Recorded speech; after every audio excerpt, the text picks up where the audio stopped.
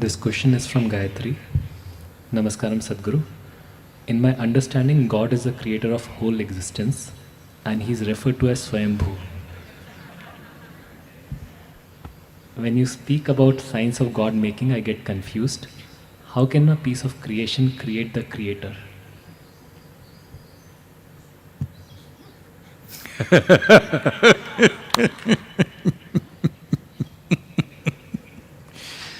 What do I do? In your understanding, God is the source of creation, is it? What is that? He's a creator, so how can a piece of creation create the creator? Oh, we'll come to the second part. First, your understanding. That he's a creator of whole existence. Okay. First thing is, you do not know what is whole existence, nobody knows. When you do not even know the whole existence, how come you know the creator? I'm saying, if you can't see the product, you have no ability even to see the product in its fullness, you just seeing a minute part of it. But now you know who made it and what's his quality, how he does it, everything you know. So there is a serious problem in your understanding. You cannot call this understanding. This is simply a certain arrogance in a human being, that you don't have the humility to say, I do not know. So you understand every damn thing in a damn stupid way. And if you gather 1,000 people around you with the same stupid belief, you become a powerful force and you have connection with the Creator. Because when all the idiots say the same thing, among the idiots it becomes the truth. Well, you don't know where this creation begins, where it ends. But you know who created it and how. And you also know he created himself and his gender is masculine. All this you know.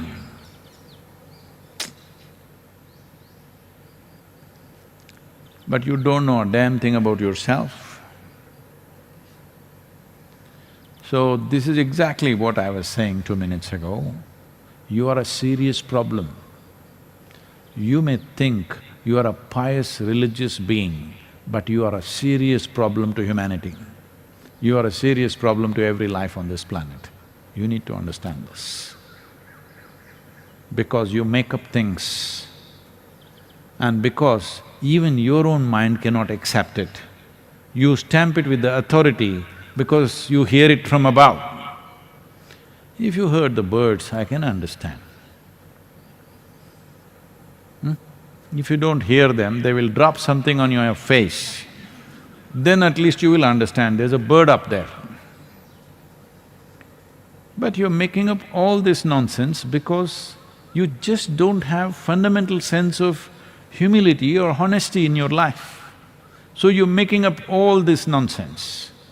The fact of the matter is, you do not know the shape, form, size, whatever of this creation. That is the nature of your existence. Well,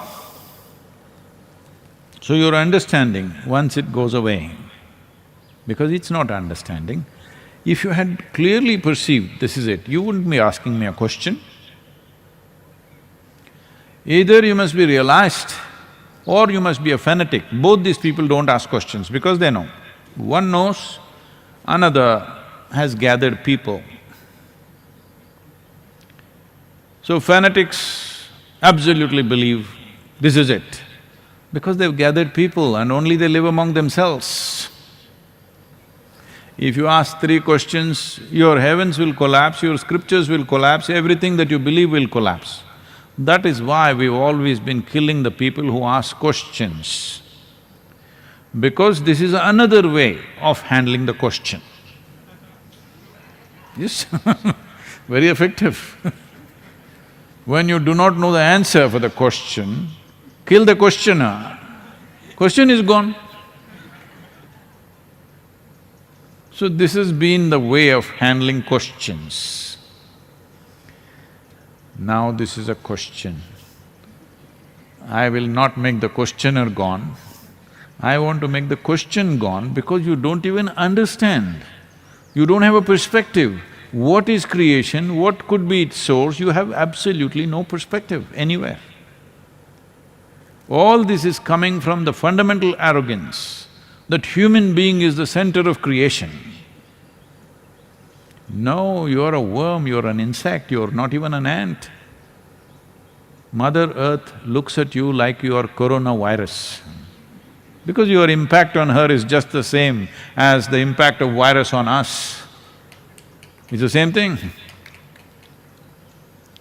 So do not assume so many things. If you remove these assumptions, then you become a continuous state of wonder. Everything that you see, too fantastic. You can't figure out a damn leaf in your entire life, I'm telling you. If you live for 100 years, if you look at an ant for 100 years, you will still not figure out how he is made. But now you know how the creator is made, you're saying he's Swayambhu. Well, Swayambhu meant something else, not the way you're thinking, he made himself up. You have also made yourself up, huh? You were born like this, now you became like this, did you make yourself up or no? And all these stupid things that you're thinking and believing, also you made it up. Maybe you have a community that supports you, and maybe you have a book that supports your community, but you believe things which you do not know. Why don't you be human enough to say, I do not know? Then there is a possibility of enhancing your perception. From where you are, at least you may move to the next step. Sadhguru, we all came here, we're sitting in this darshan because we thought you will make us understand everything. No, I'm just trying to make you understand, you will never goddamn understand a damn thing in this universe. That's all I'm trying to make you understand. You will not. You can experience. This is a privilege. That also we don't know why this privilege is given, that we can experience things. Understand? What have you understood? One single thing, have you understood something? One atom, have you understood? Over 99% of the atom is empty. Have you understood that 99%? That 0.0001% something you have understood, out of that, well, the first thing you made is a bomb. Yes? That is the first thing you made, that is your understanding. You took a building block of physical nature and made it into a terrible destructive force. This is your understanding. So, what's the last part of the question? How can a piece of creation create the creator? So this happened.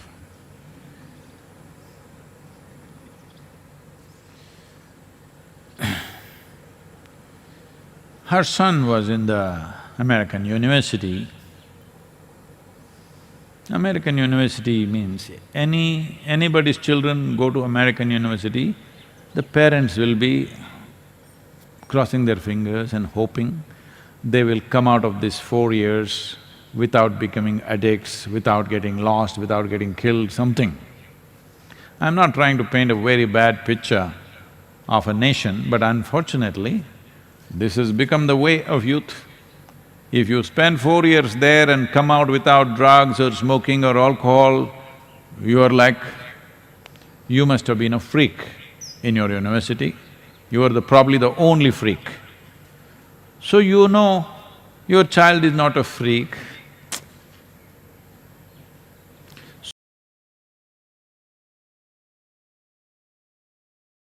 So mother is worried, what is he doing? So she decided for his birthday, she will send him a very ornamentally wrapped, kind of, bound Bible to him, hoping that he will open this book. Most probably he's not opened any book since he went there, you don't know. But at least she is hoping he may open this book and something will stick to him.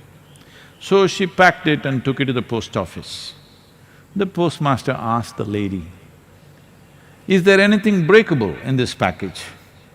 She said, "Only the 10 commandments."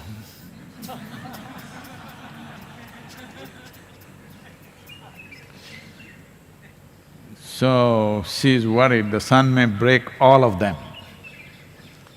If he breaks 50%, 5 of them, 6 of them and comes back with at least 4 intact, she's thinking it's success. But worried that he may break all the 10 and come and may not come. All parents are going through this in the world today, not only in America, everywhere. More so there because most trends start there and slowly it is becoming part of the world everywhere, including Indian urban areas. It's very much becoming like that. So, will I know the nature of the existence and the nature of the creator? You will never understand, but you can experience the nature because the nature of creation is such that,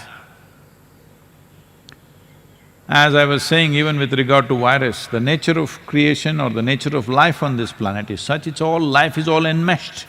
There is no such thing as you as a separate life. There are millions of bacteria living here within this, so many viruses living in this.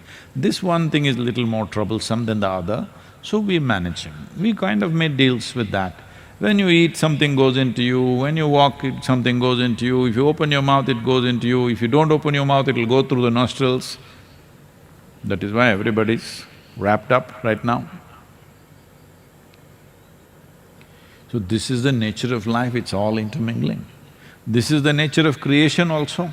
What is creation and what is the source of creation are all enmeshed. Otherwise, you wouldn't grow up like this. You didn't take brick and mortar and plaster yourself into this size and form. It happened from within. Obviously, what creates this is functioning from within you. Because it's within you, you must understand this very clearly. Only because it's within you, you have the ability to experience, because all human experience happens only within you. You think you're able to see this tree, you're seeing this tree, it's not true.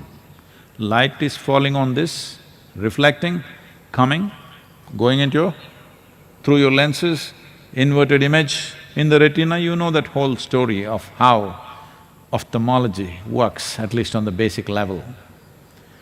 So you're only seeing it the way it's projected in your mind.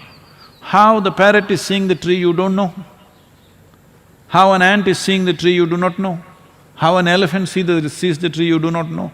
We have some vague idea, but you know how you're seeing it, that is the way you're seeing it. So, you're only experiencing everything. Light and darkness happens only within you. Pain and pleasure happens only within you. Joy and misery happens only within you. Agony and ecstasy happens only within you. Everything that you think you know is only happening within you. Or in other words, you know or you are capable of knowing only what happens within you. You are not capable of knowing anything else. You are relying on the fundamental instrument of perception, which is human mechanism, and you're assuming what you perceive is everything. Completely wrong way of looking at life. Complete misunderstanding. It's a keyhole vision of life. It is like you're looking out of a keyhole. Let's say a cow passed. Slowly the cow walked. You saw the nose. These days you're afraid of the nose, I know. So you covered yours, then you saw its snout, then you saw its eyes, then you saw its horns, then you saw its neck, then you saw the body, like a wall it passed, then you saw the tail, whatever, piece by piece. Now at every point you keep on making conclusions. The conclusion that you made when you saw the snout obviously changed when you saw the horns. It obviously changed with every part. Isn't this the way we are exploring what we consider as science? Every day, our opinion about the creation is changing. And, well, opinions about Creator is endless. So, when we said God-making, we are not talking about God as the God. We are talking about creating a yantra, a tool, with which if you can walk better with something than just your legs, it's good for you. If you can, instead of running, go on a bicycle, it's really wonderful. You do one thing. Now you have to go to the dining. We will do this from tomorrow for you. Today we are not organized. Only if you arrive there, we will break the darshan just 2 minutes before 7 o'clock. 7 o'clock, if you are there, only you will get food, otherwise you will not get. You will all start running. Just maybe 70, 80 yards from here, maybe about 300 yards from here. But you will see, most people will go without food. What they will do, by day after tomorrow they'll all get a bicycle. Because we don't allow other vehicles, they'll get a bicycle. Then the next day you will see only people with bicycle will get the food. So, because we realized this, we came up with all kinds of machines. Those who have instruments to perform better will perform better. Today you say, some countries are technologically advanced, what does it mean? They got better machines, so they're doing well. So here in this culture, we looked at deities as machines or yantras. Out of that, did we succeed? Of course, in a phenomenal way, ahead of the rest of the world. When people were still hunting and gathering in most of the world, most parts of the world, here we were in highest level of mathematics, music, various sciences, and lived very, affluent for those days. And even just 250 years ago, it was the most affluent culture. Over 33% of the world's produce came from India. You think all this happened without some kind of technology? Technology in a different way. Because we did not think of building machines, we thought of technologies which will enhance this machine. As this machine got more and more enhanced, the level of performance, intelligence, the intricacies of culture, this evolved like no other place. I'm not speaking this out of my nationalistic pride. I'm not made like that.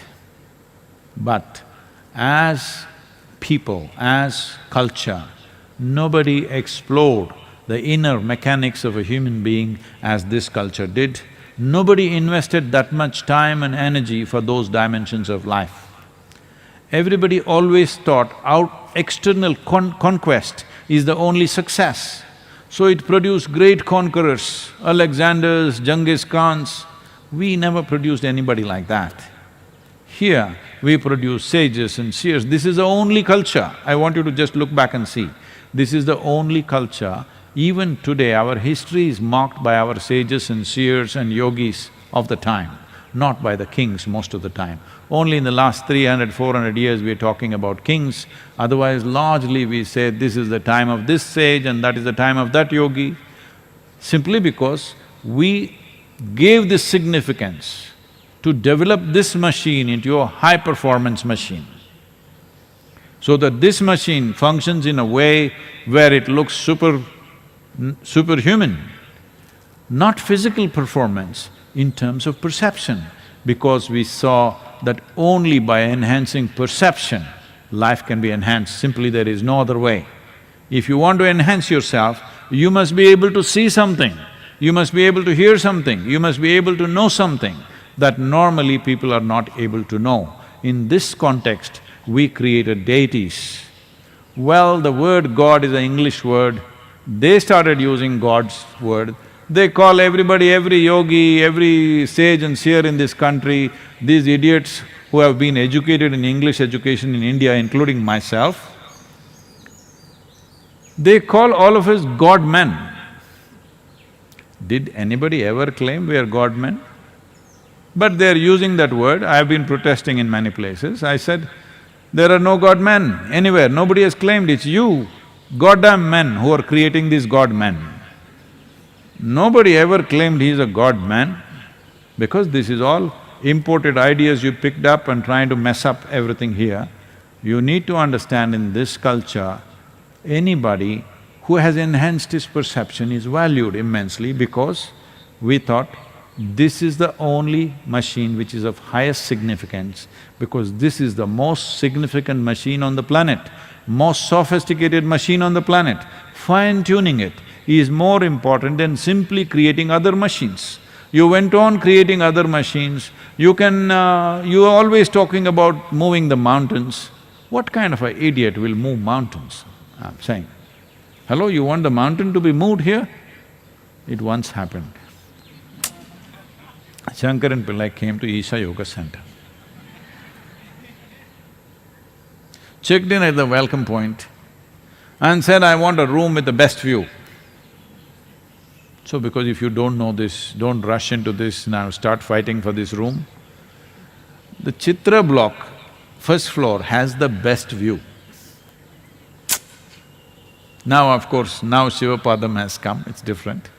But otherwise, Chitra block, first floor, always had the best view in this part of the ashram. So they put him on the first floor Chitra block. Next day he came to the welcome point and freaked. He said, I asked for a room with a view. There is no damn view in my room. They said, sir, we've given you Chitra block, first floor, isn't it? That has the best view. Where is the view? The damn mountain is in the way. Right now, you are deceiving yourself because you have not made any efforts to handle your intelligence properly. Your intelligence is the only problem right now, it's turned against you. You're deceiving yourself. Now what's deceiving? It happens in so many ways, in ways that you cannot imagine. It so happened,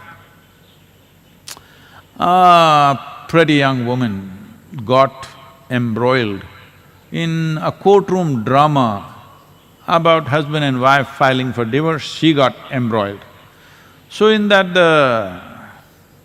the other counsel who was representing the opposite side, the wife's side, he questioned this girl, is it true you held this man's hand and walked into this hotel and only next day morning you came out? Is it true? She said, but I was deceived. So the lawyer asked, how were you deceived? Well, when we checked in, he told the clerk that I'm his wife. I was deceived. You're not getting it. It's okay. So you don't get such things, that means you're free of deception, very good.